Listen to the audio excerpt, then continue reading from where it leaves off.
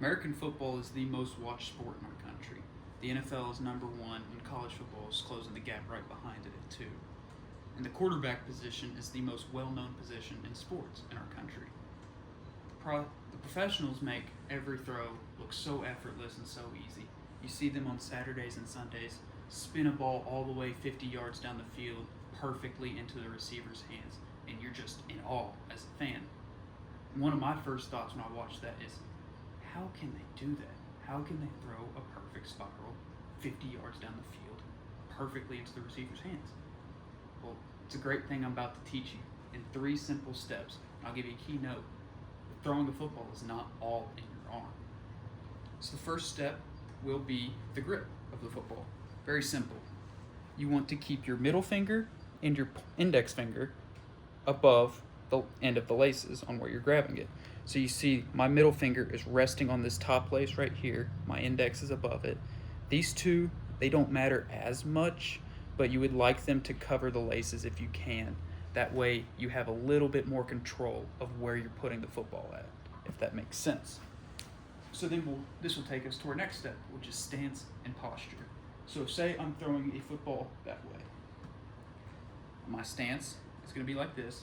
I'm going to shift the weight from my even 50-50 on both legs.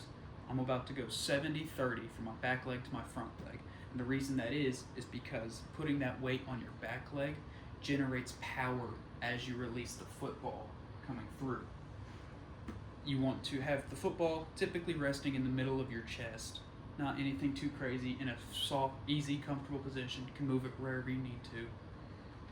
And then as you are starting the throwing motion, which is the next part, the throwing motion and the release of the football, you simply want to keep that 70-30 between your legs. You push the football back. You don't pat. You don't do this because that's clunky, not smooth. You don't want to mess up your process. Push the football back. You want your arm at about a 90-degree angle, maybe a little past it, but about a 90-degree angle is a good starting point. Push back. You're looking at your target. Your front foot and your opposite shoulder of your throwing arm are going to be pointed where you want the football to go. And so, say I'm still throwing this way. I push back, my toes pointed, my shoulders pointed that way. Push back, throw. And that's how it's done. Once you do the follow through as well. So I'm here, I release the football. My hand is like I shot a basketball. Fingers down in the cookie jar, as they call it. The spin or the flick of your wrist is how you get the spiral on the football.